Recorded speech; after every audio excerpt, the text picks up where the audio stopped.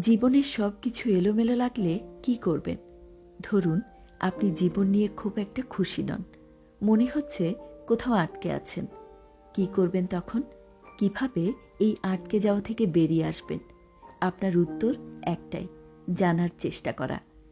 জীবনে যে পর্যায়ে থাকুন না কেন, সব সমস্যার সমাধান আছে। কিন্তু তার জন্য প্রয়োজন সঠিক ধাপ এবং সঠিক দৃষ্টিভঙ্গি। চলুন বিষয়টি বোঝার চেষ্টা করি। আপনি যদি হারিয়ে যান, সমাধান হলো শিক্ষা।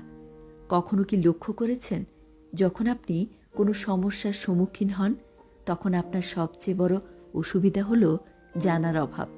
তাই যদি হারিয়ে যান, প্রথমে শিখুন, জানতে শুরু করুন, বই পড়ুন, লোকের সাথে কথা বলুন, ইন্টারনেটে ঘাটাঘাটি করুন।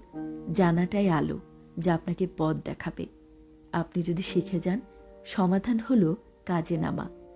জ্ঞান যদি শুধু মস্তিষ্কেই থাকে, তবে তা মূল্যহীন। কাজেই শিখে ফেললে এখন দরকার বাস্তব জীবনে তার প্রয়োগ। শুধু পরিকল্পনা করে বসে থাকলে হবে না, এক পা সামনে বাড়াতে হবে। আপনি যদি কাজ শুরু করেন, সমাধান হলো লেগে থাকা। শুরু করা সহজ, কিন্তু মাঝপথে হাল ছেড়ে দেওয়া সহজতর। এটাই সবচেয়ে বড় ভুল। কাজ করুন ধৈর্য ধরে। মনে রাখবেন, সফলতা তাদেরই ধরা দেয় যারা শেষ পর্যন্ত টিকে থাকে। আপনি যদি লেগে থাকেন, সমাধান হলো নতুন কিছু চেষ্টা করা। যদি দেখেন পুরনো পথে কাজ হচ্ছে না, তাহলে নতুন পথ খুঁজুন। আপনার চারপাশে তাকান, পরিস্থিতি বুঝুন, নতুন কিছু করার সাহস অর্জন করুন।